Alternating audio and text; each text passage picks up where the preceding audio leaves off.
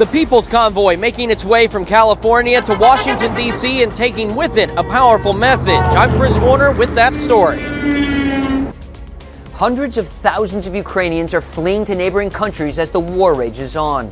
I'm Lucas Tomlinson in Lviv, Ukraine. All have the details coming up. The 4 states' most watched news starts now. Thank you for joining us tonight. I'm Jordan Abbey. A liberal Missouri man is sentenced to prison time after a fatal crash that happened last year. Back in February of 2021, Missouri State Highway Patrol said 44-year-old Ryan O'Neill drove a pickup southbound on Highway 43, 2 miles north of Joplin. O'Neill crashed head-on into an SUV driven by 23-year-old Sevy Davison of Oronogo. Davison was pronounced dead at Mercy Hospital.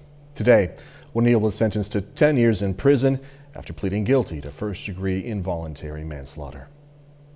Southwest Missouri woman is dead from an early morning car crash that happened on Lawrence County Road 1110, a mile west of Miller.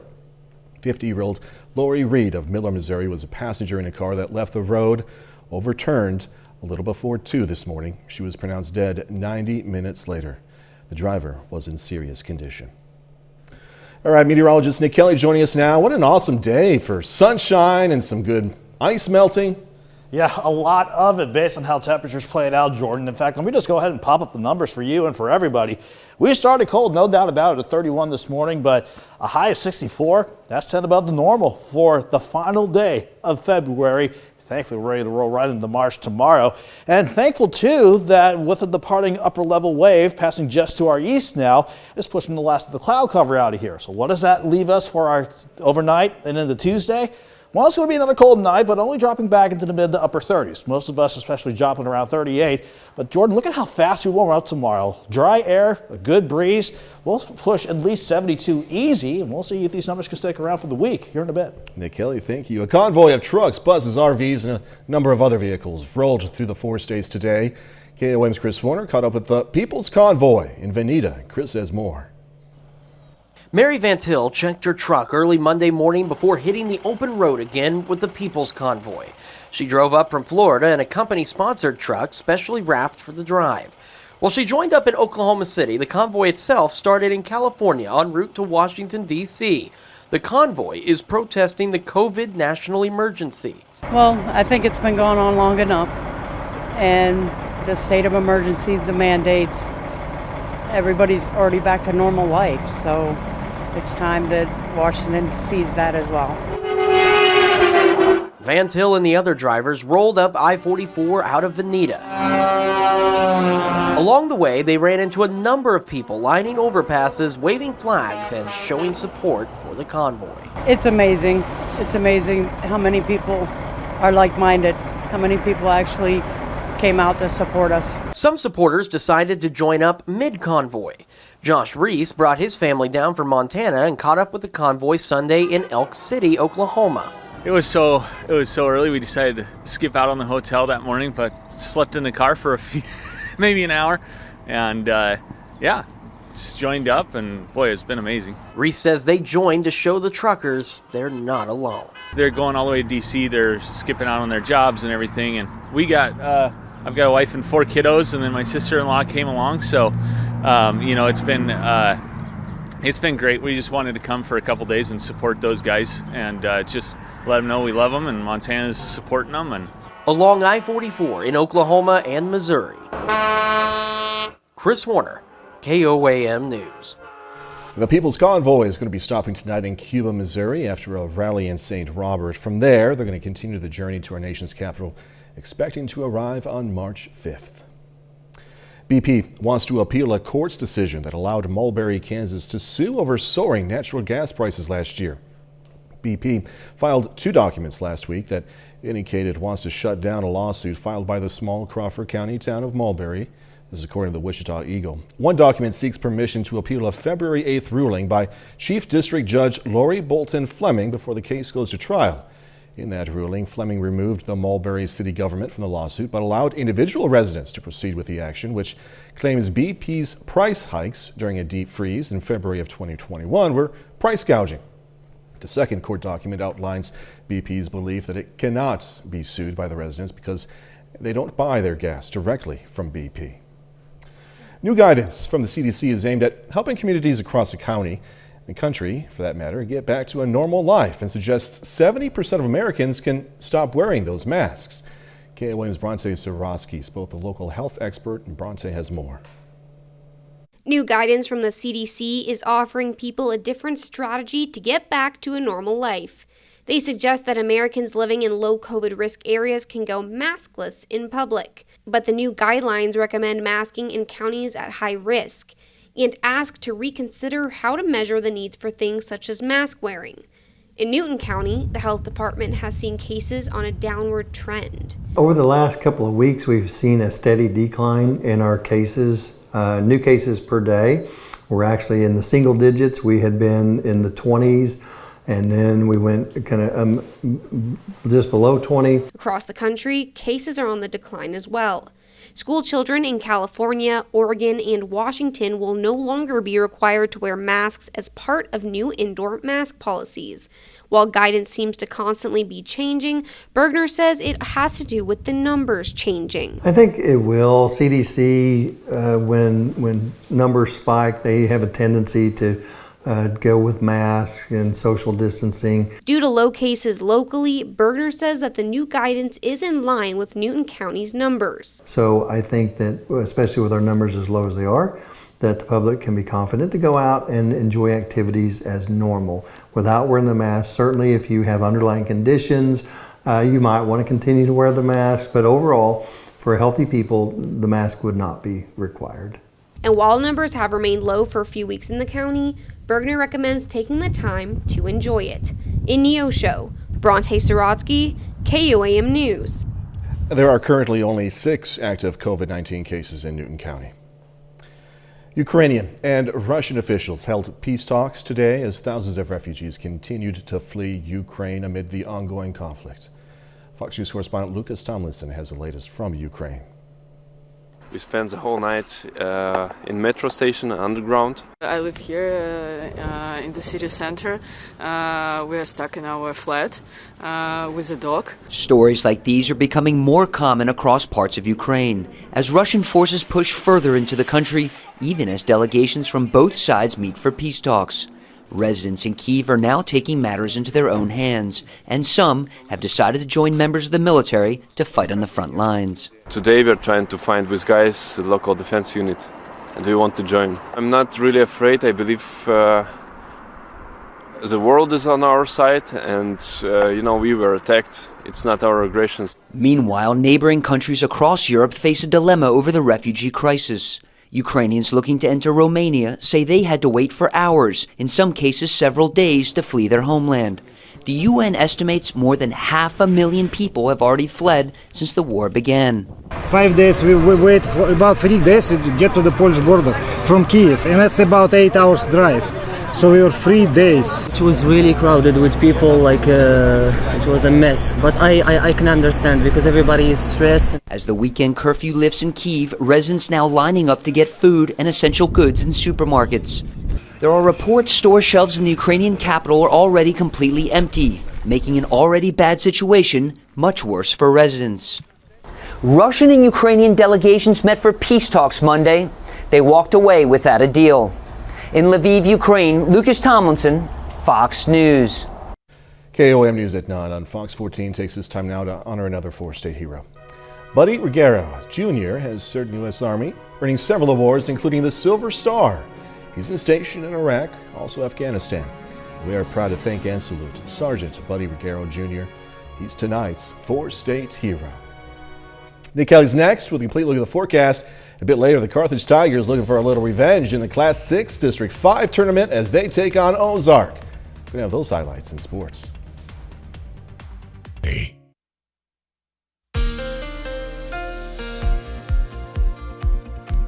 It was nice to keep things pretty quiet for today, even with some cloud cover rolling in late in the day. That did not stop temperatures from turning quite mild across the area. Certainly warmer compared to the lower 50s that we saw yesterday afternoon to wrap up the final weekend of February.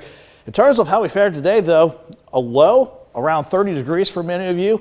And everybody went into the lower, if not mid-60s this afternoon. So that means we end February 2022 with an above normal day, topping out at 64 degrees. And unlike last February, where everybody surely remembers and wants to really forget the cold snap that plagued us throughout the middle of the month, this time around, just over half of the 28 days above normal, and we're going to stay above normal as we continue throughout much of this week. 7th range line looking quiet at 912 on this Monday night, sitting at 52 with the south breeze at 11. Look at that humidity though. It's dry at 38%. It was dry today, a key reason why we warmed up so fast today. And as that stays relatively low tomorrow, that's going to lead to another quick warm-up once we get past the cold night ahead of us. Right now, we're seeing at least a scattering of numbers here, from 39 in Iola, 42 in Fort Scott, to 52 in Joplin, 56 in Neosho.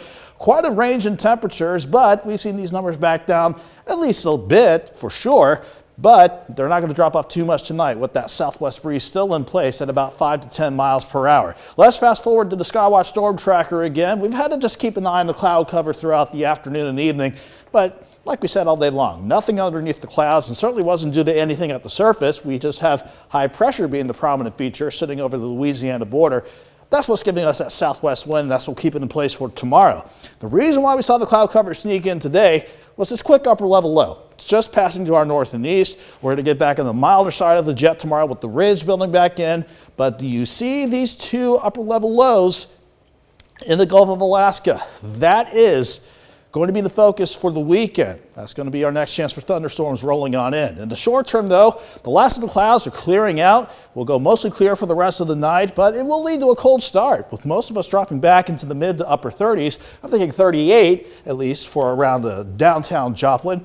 But again, dry air, mostly sunny skies, and a southwest breeze for tomorrow means we quickly go to 65 by noon. Topping out at 72 in downtown Joplin. Everybody, no matter where you are tomorrow, though, you're all fair game to go into the lower and even mid-70s, numbers that certainly are appropriate as we kick off the month of March tomorrow. Thankfully, I'm seeing lower to middle 70s sticking with us as we go through Wednesday and Thursday with quiet weather still in place. But even though cloud cover picks up on Friday, I think we're still dry. Then we got to watch this wave with thunderstorms on Saturday, and then another wave with thunderstorms on Sunday. Both of those days, with the way Doug and I are seeing things, we would not be surprised if we had to contend with strong, maybe severe weather for Saturday and Sunday. So that's the next big couple ways that we've got to watch down the road, Jordan. But just keeping it nice and quiet for the next few, at least 72 tomorrow, staying mild even into the weekend. Yeah, just get outside and enjoy it. Yeah, you have to bundle up for the morning, but looking good for tomorrow. Definitely. Nick Hill, we'll see you in a little bit. Thank you so much. Coming up, different effects of that war in Ukraine. The impact of Russian sanctions now being felt on a global level. I'm Jeff Paul in Los Angeles. I'll have the details coming up. Beware. After nearly 2 years of this pandemic, about 60% of people who are working from home say they're doing so by choice. That's according to a recent Pew Research study. While the number of people working from home is down from the height of the pandemic, of course, right, it's significantly higher than pre-pandemic. The study showed that many people are opting to work remotely because they say they have a better work-life balance. Target says it's going to pay some employees a higher starting wage. It's also going to widen the range of people eligible for company health benefits. It's the latest move by the retail chain to attract and retain staff. Target said its minimum hourly pay range would be between $15 and $24 for employees in its stores, supply chain facilities, also Target headquarters. Target says the exact wage is going to depend on the type of job and the local job market. Russia's war in Ukraine is taking a financial toll both in Moscow and abroad. The weight of the widespread sanctions has dealt a heavy blow to Russia's economy, but U.S. markets are feeling the impact as well. Fox News correspondent Jeff Paul has the story. A rough Monday morning for the Russian ruble, plummeting to record lows when the markets opened. The steep tumble could signal a looming economic crisis for Moscow as it's buried under international sanctions. This long line in St. Petersburg is filled with people waiting to withdraw cash over concerns that the banks might limit withdrawals or stop functioning altogether. Since Thursday, everyone has been running from ATM to ATM to get cash. Some are lucky, others not so much. On Wall Street, the major indexes fell in early trading Monday. Analysts say markets are likely to remain volatile in the near term. Western leaders have taken unprecedented steps to punish Russia for its invasion into Ukraine. The White House on Monday levying additional sanctions on Russia's central bank. The move effectively prohibits Americans from doing business with the bank and freezes all of its assets within the United States. It's much bigger actually than the SWIFT action because it means there's going to be an enormous scramble for dollars in Russia. It's pretty impactful to Russia and the Russian people, and they're going to feel choked off. One area where Russia is not being sanctioned is on its oil and gas exports, which account for more than a third of Russia's total revenue. President Biden says oil and gas exports have not been targeted in order to keep the price at the pump here in the U.S. from going any higher. In Los Angeles, Jeff Paul, Fox News. Still ahead, online safety. Tracking cyber threats. I'm Kurt the Cyber Guy. How to make yourself hard to hack coming up. Study in the New England Journal of Medicine finds the use of inhaled corticosteroids in addition to medications improved asthma outcomes in Black and Latinx communities. Now, those groups face higher hospitalization and mortality rates from asthma compared to white patients, but haven't been the focus of previous studies about treatment. Preliminary study findings suggest working out may be the key to lowering the risk of Alzheimer's disease.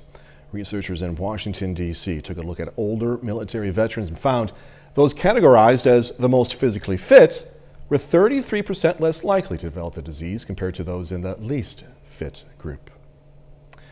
As Russia ramps up its aggression, governments across the world are on high alert for a massive cyber attack. Here's Kurt, the Cyber Guy, to tell us how we can protect ourselves from foreign hackers.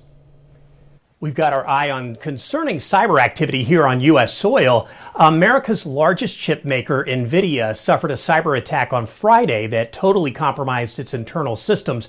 Supply chain shipping logistics taking a hit also. Seattle-based Expeditors International continues recovery efforts from an attack that crippled operations and the movement of freight shipments to 300 locations. As hacker group Anonymous declares it's joining the Ukrainian call for cyber warfare help, Anonymous now claiming responsibility for 300 disruptions to Russian government computers, including the Russian Defense Ministry.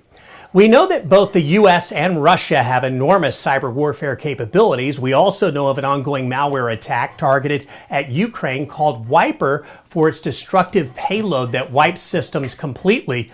If history tells us anything, cyber attacks don't have borders. They often spill over, causing havoc and unintended targets over time. Add to the equation, a first in history, the uprising of cyber patriots and vigilante hackers waging war for one side or the other. It has never been more important to make yourself hard to hack. And here's what to do. Be cautious with every link you get in text, email, and social media post right now. Also, double check you've got the latest software updates in all your devices. Back up that data to a drive, not just the cloud, and use a strong password manager. Most importantly, make sure you've got good antivirus protection across all your devices. I've just posted an extensive review of strong antivirus protection and 5 ways to arm yourself against cyber attacks at my blog at cyberguy.com. I'm Kurt the Cyber Guy for Fox Business. All right, next, another unique one for the record book. The number of eggs balanced on the back of the hand. This is one of those things where if it makes you proud in life, you know, that's awesome, I guess. If you see this man in Iraq, please don't shake his hand to pay him a backhanded compliment. That hand might be quite busy with balancing eggs.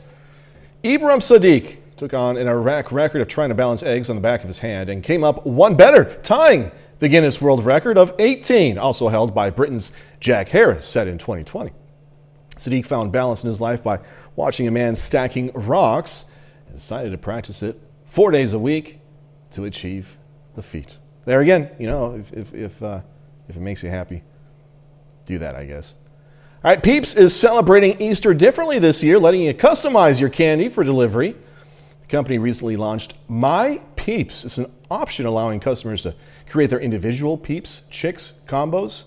People can choose the colors and the chocolate they will dip in their marshmallows. My Peeps will be a made-to-order treat while supplies last. They're also offering Peeps in flavors like cotton candy, fruit punch, chocolate pudding, and others. To check more of their available candies, just visit their online website. You know, Peeps is one of those things where you either love them or hate them. Yeah, and Nick Kelly just, you either love them or hate them. There's no in the middle, I don't think, anyway.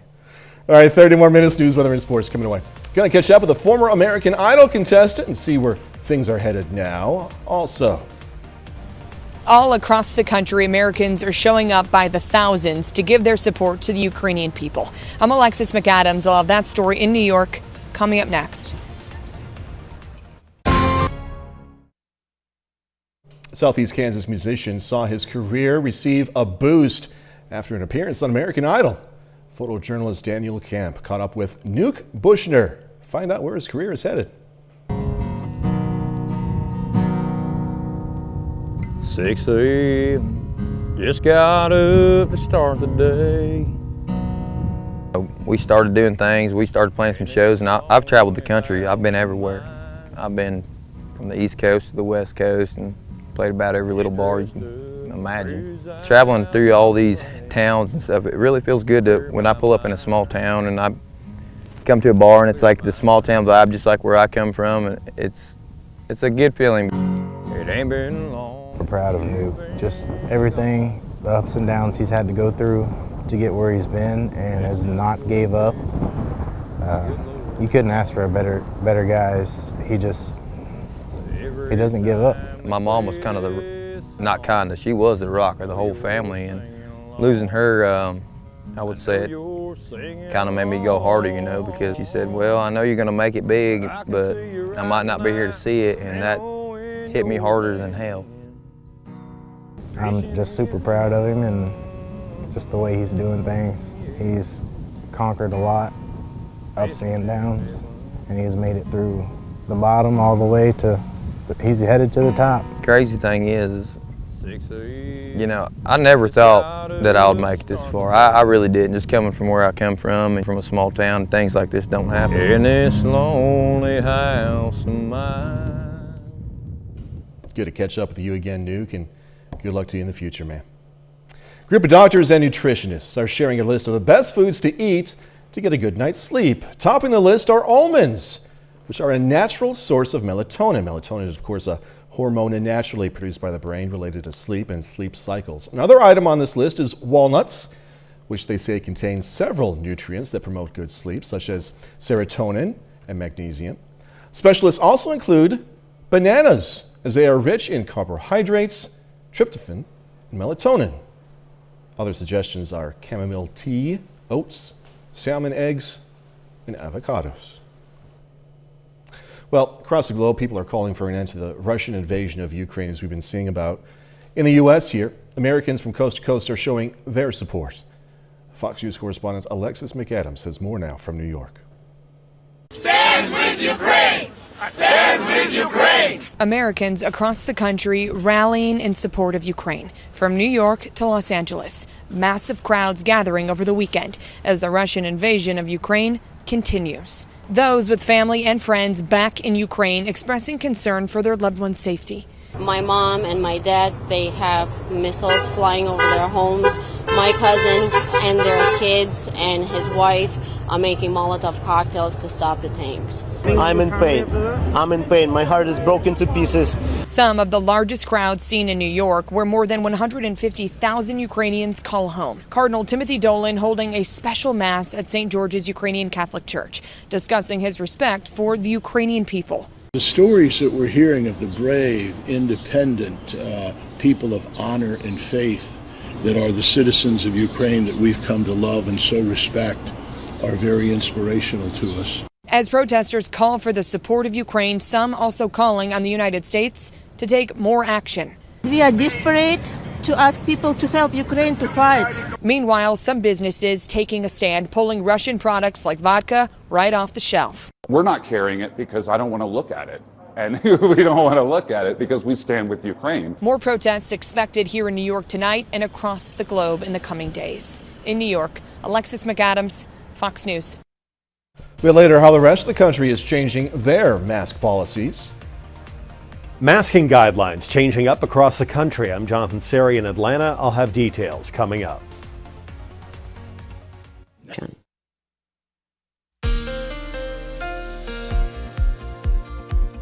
It was nice that we kept things quiet once again, and even with the cloud cover that built in throughout the course of the day, holy cow, did we warm up fast after a cold start this morning. Warmer than even the lower 50s that we had to wrap up our final weekend of the month of February the other day. We started out near 30 this morning. Look how fast Joplin Regional went to 63, in fact 64 degrees this afternoon. This is putting an end to the month of February on a nice and mild note. Again, above normal with highs near 64. In fact, 15 of the past 28 days have been above normal. We'll take this compared to last February, especially where we all had to endure that brutal Arctic blast that plagued us through the middle of the month for about a week. Fortunately, none of those temperatures are in sight, but we are taking another dip before we head back into mild territory tomorrow. 52 right now, though, in Joplin, the south-southwesterly wind at 11 with quiet skies up top. But look at that humidity. It is still relatively dry at 38%. Not only is that going to allow temperatures to continue to tumble through the overnight, so it's also going to allow them to really crank back up as we go into tomorrow.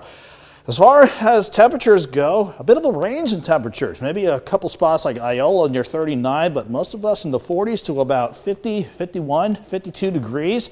These numbers aren't dropping off so fast, not just because of the cloud cover in place, but we're still holding on to a southwesterly breeze at 5 to 10, occasionally a little bit higher than that. And that is what's going to allow temperatures to only drop back into the mid to upper 30s tonight and then have them soar right on back up tomorrow.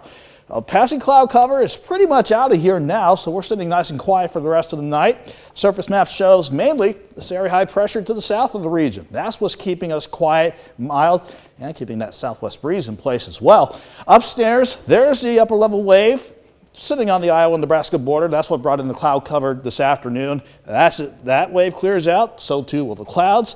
A nice upper ridge building in before we have to deal with these upper lows well to the northwest of the region. In the short term, though, the last of the cloud cover pretty much on the way out, if not out already. Then we'll just deal with another cold start for our Tuesday morning. Most of us in the mid to upper 30s. I think Joplin bottoms out around 38. But as soon as we get past sunrise, boy, the mercury will rise fast throughout the day. 65 by noon. I see Joplin topping out around 72 degrees with that southwest wind of 5 to 15 and occasional gust near 20.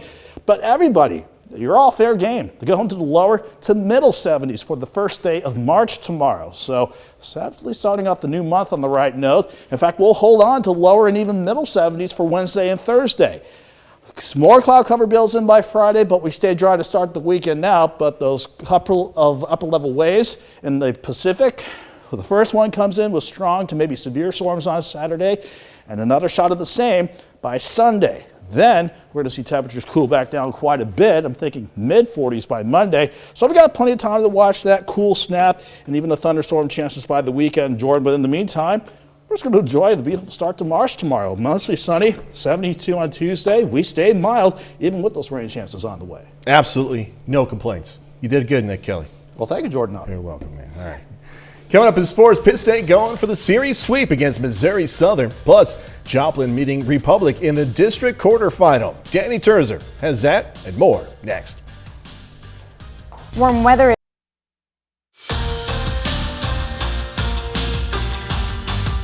The Class 6 District 5 tournament kicks off today on the boys' side. Some really big matchups in the first round. Joplin hosting the tournament this year. They hit the floor against Republic in the quarterfinal round. In the first, Always Right hands it off to All Right. Little pause before he knocks down the three. 18 points for All Right tonight. Later, Devin James McMillan, aggressive in the paint, gets the bucket to fall for two. Close game here.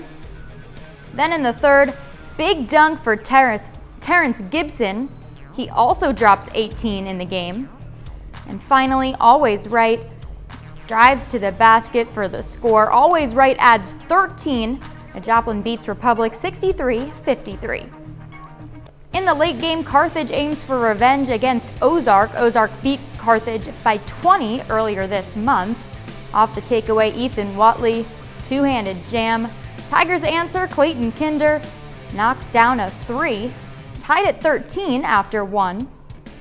Then Ozark goes on a run. Jace Watley for two. Ozark up 8.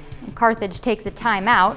Later, Max Templeman drives to the basket and scores. Templeman finishes with 11. Still trailing, Joel Pugh inside, banks it in. Pugh drops a game-high 20, but Carthage couldn't hang around. Ozark wins 64-51. Pitt State baseball is 2-0 in conference play. The Gorillas swept the Lions in a doubleheader on Sunday. Today, the two teams head back out on the field for the final game of the series.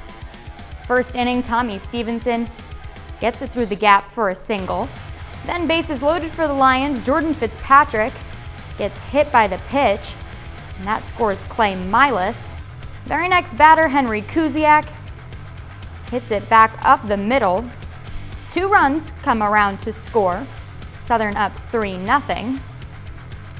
Second inning, Cole Woods strikes out the side. He pitches 6 innings with 13 strikeouts. And later, Cade Clemens hits a solo shot to left center.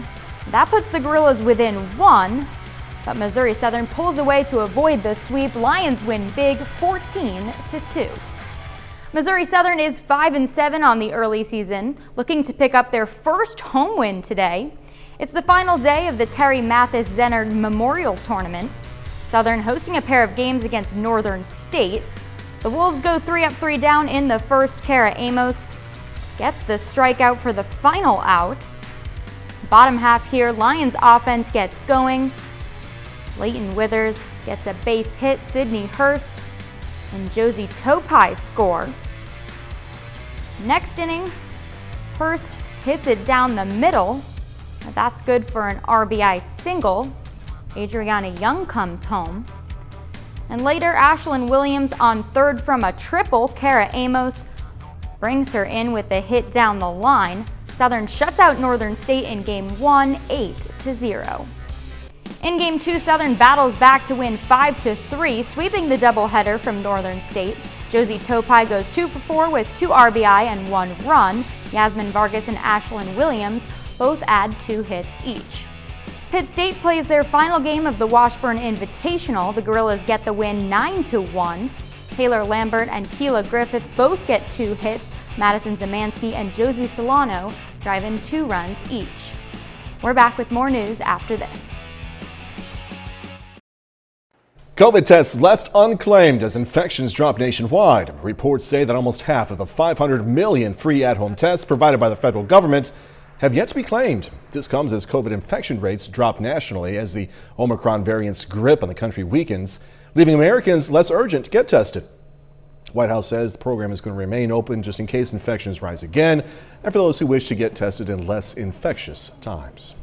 Under new recommendations from the CDC, masking is becoming optional for most Americans. We heard about this earlier tonight. For a more national perspective, though, Fox News correspondent Jonathan Siri has more from Atlanta.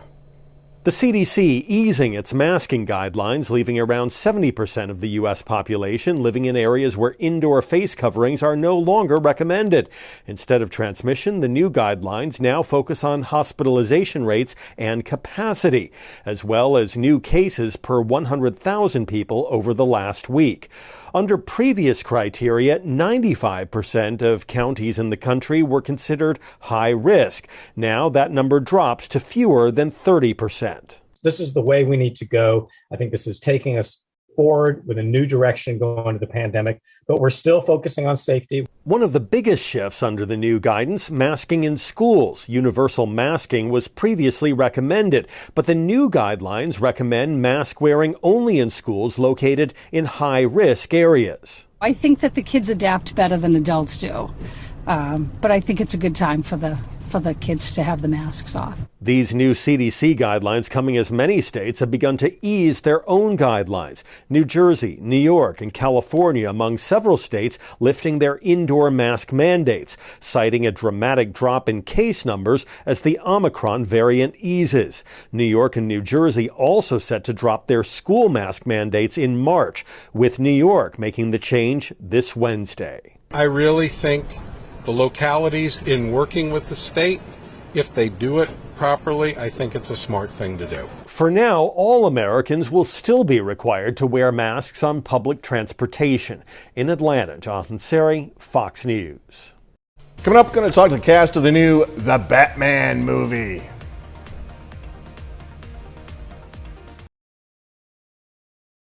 The highly anticipated superhero return, The Batman, is in theaters this week, taking the franchise in a new direction.